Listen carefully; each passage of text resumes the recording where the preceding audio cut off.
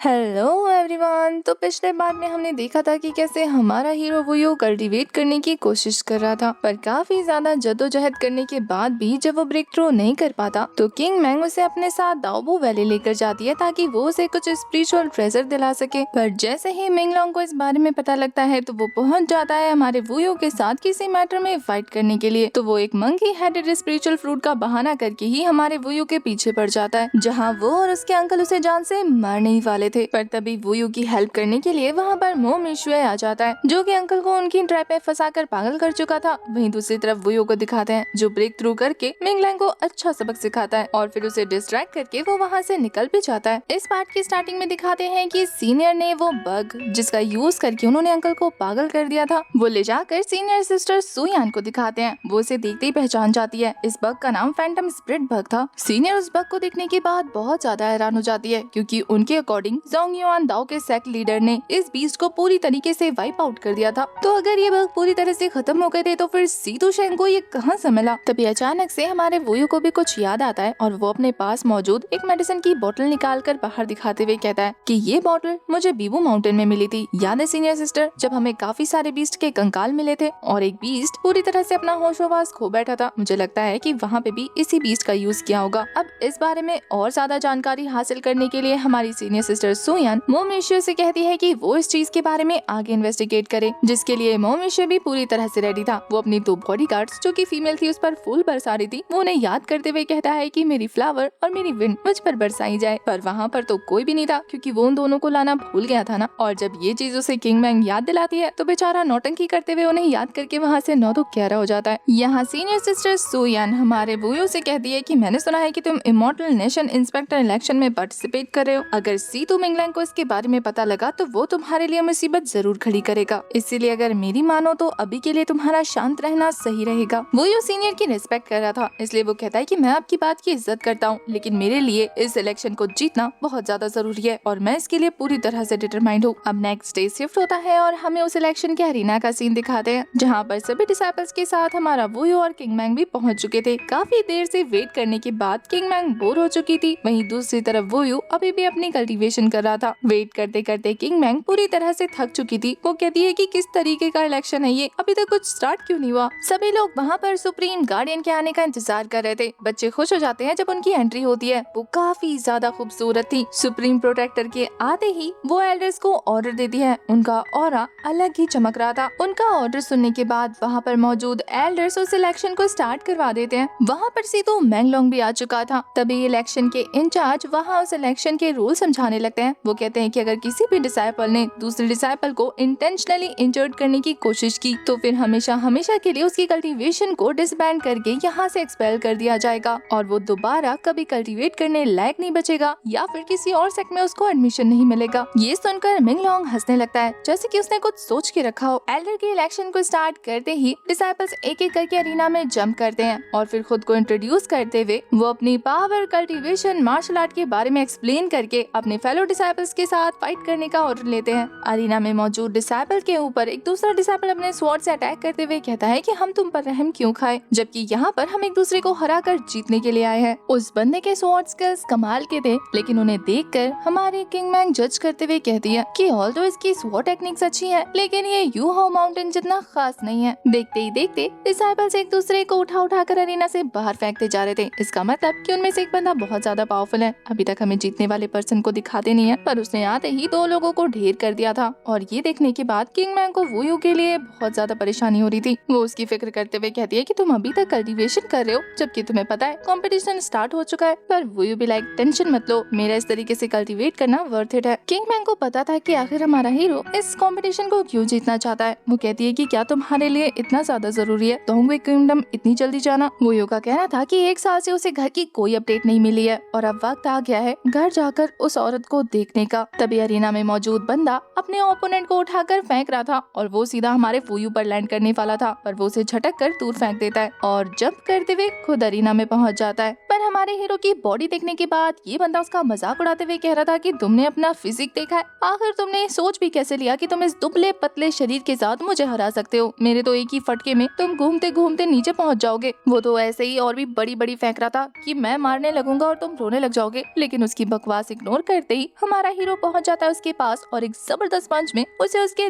दादाजी याद आ जाते हैं और फिर वुयू उसे कुछ भी रिएक्ट करने का मौका नहीं देता, बल्कि अच्छी खासी पिटाई लगाने के बाद उसे उन्हीं लोगों के बीच फेंक देता है जिसे उसने इकट्ठा किया था। हमारे वुयू ने उसको उसी के स्टाइल में जवाब दे दिया और अरीना से बाहर फेंक दिया और अब वो काफी ज्यादा स्वैग के साथ अपनी बॉडी से धूल झाड़ते हुए कहता है कि और कौन है जो नेक्स्ट मेरे साथ फाइट करना चाहता है। उसे देखने के बाद बच्चे जो कि पार्टिसिपेट करने वाले थे वो कहते हैं कि ये की कंडेंशन रियाल पर पहुंच गया है, आखिर कौन इससे लड़ेगा। उन्हें तो डर लग रहा था उसके साथ फाइट करने में। तभी मिंगलोंग उनके पास बैठकर हल्के से खखारता है जिससे वो सभी एक ही झटके में अरीना में पहुंच जाते हैं और एक साथ चार लोग पहुंच गए थे। बाकी लोग तो यही सोच रहे थे कि एक के अगेंस्ट चार लोग फाइट करने वाले हैं, पक्का अब ये बंदा हार जाएगा। वुयू तो काफी ज्यादा शांत था, लेकिन किंग मैंग को बहुत ज्यादा गुस्सा आ रहा था। वो मिंगलोंग से कहती है कि तुम्हारे अंदर थोड़ी सी शर्म वरम है या नहीं, सभी लोगों को मिलाकर गैंग अप करके फाइट कर रहे हो। वहीं होस्ट इस फाइट को रोकने वाले थे, पर बाकी के एल्डर्स के कहने पर वो शांत हो जाते हैं क्योंकि वो भी देखना चाहते थे कि आखिर हमारा वुयू क्या करता है। वो सारे डिसाइपल्स एक एक करके नहीं बल्कि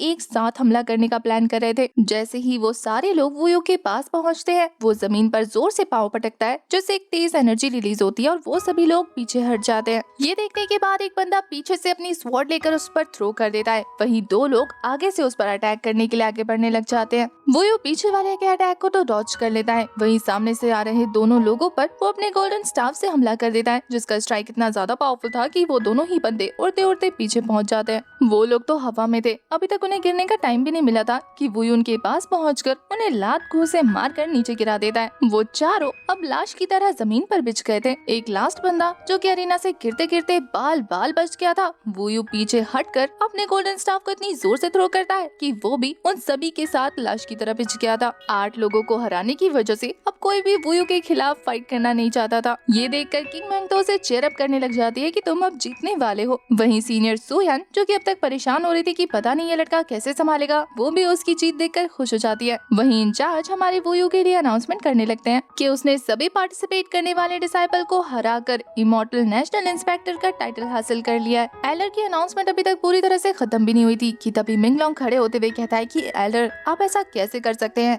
एक की कंडेंशन रियाल पर होने वाले बंदे को इमॉर्टल नेशनल इंस्पेक्टर कैसे घोषित कर सकते हैं। पर एल्डर का कहना था कि यहाँ पर कल्टीवेशन मैटर नहीं करती, ये बंदा सच में पावरफुल है, इसने अपने ओपोनेंट्स को हरा दिया और यही इस कंपटीशन का रूल है। इस कंपटीशन को जीतने वाला ये बंदा है जो कि अब कायदे से इमॉर्टल नेशनल इंस्पेक्टर है। उनकी बातें सुनने के बाद दूसरे वाले एल्डर जो कि हमारे मिंगलैंग के सपोर्ट में है, वो कहते हैं कि आपने कहा है कि कोई भी पार्टिसिपेट कर सकता है, कल्टीवेशन मैटर नहीं करती, तो इससे भी ज्यादा कल्टीवेशन लेवल वाले बच्चे और भी मौजूद हैं यहाँ पर, तो फिर उन्हें भी पार्टिसिपेट करने दिया जाना चाहिए। आप इस तरीके से किसी को भी इमॉर्टल नेशनल इंस्पेक्टर नहीं बना सकते। अब वो दोनों ही एल्डर एक दूसरे की बात से एग्री नहीं कर रहे थे, जिससे उन दोनों के बीच में बहस छिड़ रही थी। वो दोनों एक दूसरे को कोल्ड नजरों से घूरने लगते हैं और ये देखकर वहाँ पर मौजूद सुप्रीम गार्डियन उन दोनों को शांत कराती है। सुप्रीम गार्डियन को सेकंड एल्डर की बात पसंद आई थी, इसलिए वो मिंगलोंग जो कि की कंडेंशन रियाल की सेकंड लेवल पर पहुँच गया था, उससे कहती है कि तुमने काफी ज्यादा मेहनत की है इस लेवल तक पहुँचने के लिए। वो तो अपनी तारीफ सुनकर खुश हो जाता है। वहीं सुप्रीम गार्डियन कहती है कि मैं देखना चाहूंगी कि आखिर तुमने इतने सालों में कितना इम्प्रूव किया है, इसलिए अगर तुम चाहो तो इस कंपटीशन में पार्टिसिपेट कर सकते हो। बस इतना सुनना था कि मिंगलोंग फाइट के लिए पूरी तरह से रेडी हो जाता है। वो अपनी स्वॉर्ड के साथ अरीना में जंप करते हुए कहता है कि पिछली बार लड़के तू दाओ बो वैली से भाग गया था, इस बार देखता हूँ कि तू यहाँ से बचकर कैसे जाता है। अब तो तेरे पास कोई ट्रिक्स भी नहीं बची होंगी ना। उसकी बातें सुनने के बाद वो भी अपने स्टाफ के साथ रेडी होते हुए कहता है कि अगर तुम फाइट करना चाहते हो तो ठीक है, फिर फाइट करो,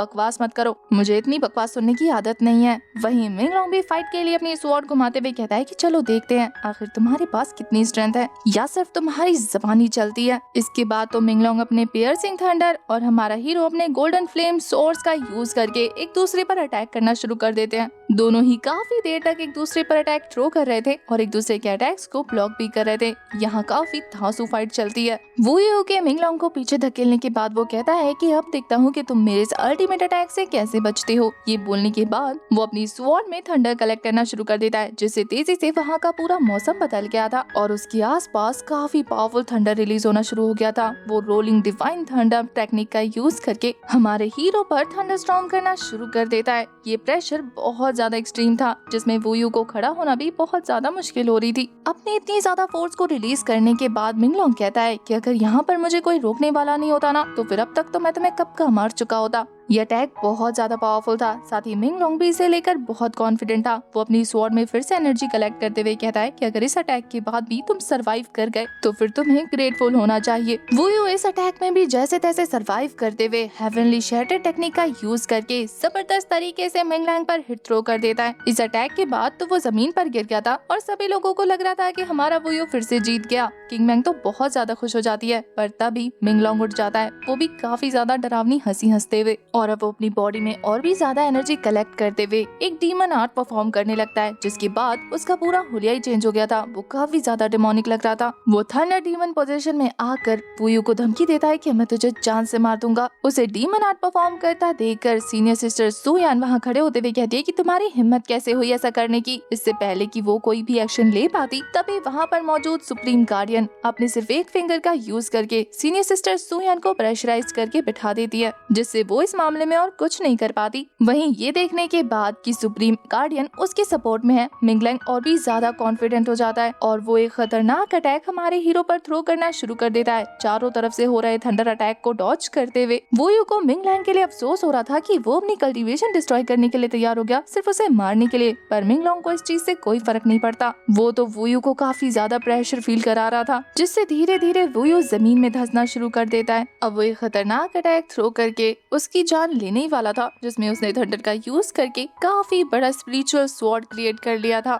ये देखकर वूयू के लिए सभी लोग परेशान होना शुरू हो जाते हैं। वहीं दूसरी तरफ हमें मिंगलोंग को दिखाते हैं, जो ये देखने के बाद कहती है कि कितना कमीना है ये। अपने पास मौजूद उस मंकी हेडेड स्पिरिचुअल फ्रूट को वो जोर से क्रश करती है, जिसकी तेज एनर्जी रिलीज होते ही मिंगलोंग काफी दूर जाकर गिरता है। वैसे यहाँ पर वूयू ने अपने ड्रैगन स्पिरिचुअल बॉडी का भी यूज किया था, लेकिन उससे भी जबरदस्त हिट देने के बाद भी मिंगलोंग को कुछ नहीं होता। वो इस अटैक को सरवाइव कर जाता है और कहने लगता है कि तुम्हारा इस तरीके से एक एक करके अपनी पावर यूज करना मुझे धीरे धीरे एक्साइट करता जा रहा है। वहीं अब मिंगलोंग के उस स्पिरिचुअल फ्रूट के क्रश करने के बाद हमारे वूयू की बॉडी पूरी तरह से ट्रांसफॉर्म हो गई थी और अब वो एक इमॉर्टल ट्रांसफॉर्मेशन का यूज करके खुद को मंकी किंग में ट्रांसफर कर लेता है। उसके जबरदस्त हिट खाने की वजह से मिंगलोंग की हालत खराब हो चुकी थी और अब वो काफी गुस्से में मिंगलोंग को घूरते हुए कह रहा था कि अब बारी तुम्हारी है, देखते हैं कितनी देर तक सरवाइव कर पाते हो। उसकी गुस्से भरी निगाहों के साथ हमारा ये वाला एपिसोड हो जाता है खत्म। आपको आज का एपिसोड कैसा लगा कमेंट करके जरूर बताना। और हाँ, तबीयत थोड़ी सी खराब है, इसलिए वीडियो की लेंथ बहुत छोटी है, इसे रिकॉर्ड मैंने बहुत मुश्किल से किया है। I hope you guys understand. तब तक के लिए बाय बाय, टाटा, टेक केयर।